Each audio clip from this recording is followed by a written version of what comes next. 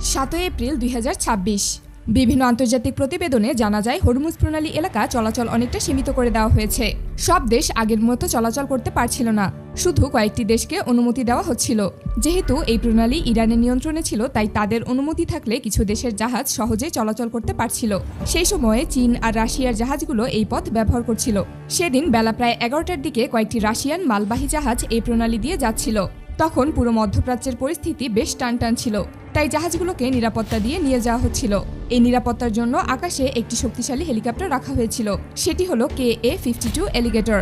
এই হেলিকপ্টারকে হালকাভাবে নেওয়ার সুযোগ নেই। এর 2টা ইঞ্জিন আছে আর উপরে 2টো পাখা থাকে, প্রতিটাতে 3টি করে মোট 6টি ব্লেড রয়েছে। এই কারণে এটা খুব দ্রুত উঠতে পারে। অনেকেই এটাকে ফ্লাইং ট্যাঙ্ক বলে, কারণ এর বডি এতটাই শক্তিশালী যে সাধারণ মেশিন গান বা ছোট মিসাইলের আঘাতেও এটি সহজে ক্ষতিগ্রস্ত হয় না। বিভিন্ন প্রতিবেদন থেকে জানা যায় এতে বসানো আছে ভিখার ও আতাকা সিরিজের গাইডেড মিসাইল, যেগুলো প্রায় 10 কিলোমিটার দূর থেকে লক্ষ্যবস্তুতে আঘাত করতে পারে। এছাড়া এতে 30 মিলিমিটার কামানো রয়েছে, যা 1 মিনিটে শত শত রাউন্ড গুলি ছুটতে পারে। তাই পুরো জাহাজ বহরকে নিরাপদ রাখার জন্য এই হেলিকপ্টার ব্যবহার করা হচ্ছিল। সবকিছু স্বাভাবিকভাবেই চলছিল, জাহাজগুলো ধীরে ধীরে এগিয়ে যাচ্ছিল। কিন্তু হঠাৎ করেই ঘটনা বদলে যায়। হেলিকপ্টারের পাইলট তার স্ক্রিনে একটি অদ্ভুত জিনিস দেখতে পান, আর হেলিকপ্টারের অনেক উপরে প্রায় 2000 মিটার বা তারও বেশি উচ্চতায় একটা অজানা কিছু ঘুরছিল। তার মনে হচ্ছিল কিছু একটা তাদের উপর নজরদারি করছে। এই বিষয়টা হালকাভাবে নেওয়ার কোনো সুযোগ ছিল না, কারণ মধ্যপ্রাচ্যের এই উত্তেজনাপূর্ণ পরিস্থিতির মধ্যে কোনো ছোট বিষয়কে অবহেলা করা বোকামি। তাই পাইলট সঙ্গে সঙ্গে কাছাকাছি থাকা রাশিয়ান বেজের রাডার কন্ট্রোল রুমে খবর দেন। প্রথমে রাডার অফিসাররা এই স্ক্রিন দেখে স্পষ্ট কিছু বুঝতে পারছিলেন না। সিগন্যালটা খুব ছোট ছিল। তারা বিভিন্ন ফ্রিকোয়েন্সিতে বিভিন্ন ধরনের রাডার পরিবর্তন করেও কোনো ফলাফল পাচ্ছিলেন না। তারপর তারা একটা বড় সিদ্ধান্ত নেন। একটি রাডার প্লেন সেদিকে পাঠানো হবে। এই রাডার প্লেনগুলোর প্রধান কাজ হলো কয়েক হাজার কিলোমিটারের মধ্যে উঠতে থাকা ক্ষুদ্র যে কোনো জিনিসকে স্ক্যান করে বের করে ফেলতে পারে। মাত্র কয়েক মিনিটের মধ্যেই একটি রাডার প্লেন সেদিকে উড়ে যায়। মাত্র 7 থেকে 8 মিনিটের মধ্যেই প্লেনটি সেখানে পৌঁছে যায়। এরপর পরিষ্কার বোঝা যায় ওটা আসলে একটা ড্রোন।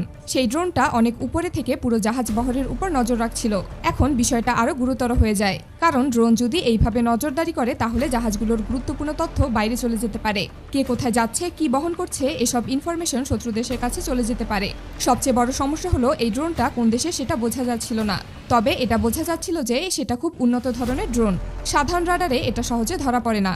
রাডার প্লেনে থাকা অফিসার ধারণা করছিলেন এই ড্রোনটা হয়তো ইসরায়েলের কাছাকাছি সীমান্ত এলাকা থেকে নিয়ন্ত্রণ করা হচ্ছিল।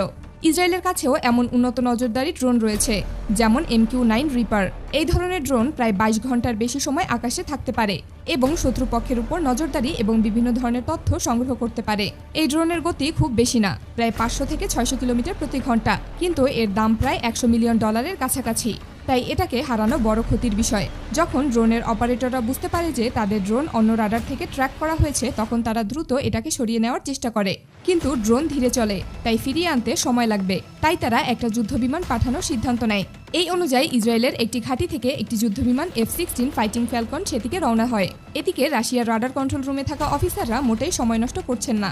তারা বুঝতে পারছিল যত বেশি দেরি হবে তত তাদের ইনফরমেশন বাইরে চলে যেতে পারে। তাই তারা তাদের কাছাকাছি একটি বেস থেকে শক্তিশালী আকাশ প্রতিরক্ষা ব্যবস্থা S-300 মিসাইল সিস্টেম প্রস্তুত রাখতে বলে। এই সিস্টেম থেকে ছোড়া মিসাইল 3000 কিলোমিটার প্রতি ঘন্টারও বেশি গতিতে উড়তে পারে। কয়েক মিনিটের মধ্যেই একটি মিসাইল ছোড়া হয় সেই অজানা লক্ষ্যবস্তুর দিকে। এরপর খুব অল্প সময়ের মধ্যেই রাডার স্ক্রিন থেকে সেই ড্রোনের সিগন্যাল হঠাৎ করে উধাও হয়ে যায়। এই ঘটনাটি পরে অনেক আন্তর্জাতিক গণমাধ্যমে প্রকাশ করা হয়, কিন্তু এখন পর্যন্ত কেউ নিশ্চিতভাবে বলতে পারেনি সেই ড্রোনটা আসলে কোন দেশের ছিল। কোনো দেশ সরাসরি কিছু বলেনি, তবে রাশিয়ার পক্ষ থেকে করা বার্তা দেওয়া হয়েছে। কিন্তু ড্রোনটি আসলে কোন দেশের ছিল তা এখনো পরিষ্কারভাবে উল্লেখ করা হয়নি, কারণ এই ধরনের ড্রোন আমেরিকা এবং ইসরায়েল উভয়ই ব্যবহার করে থাকে।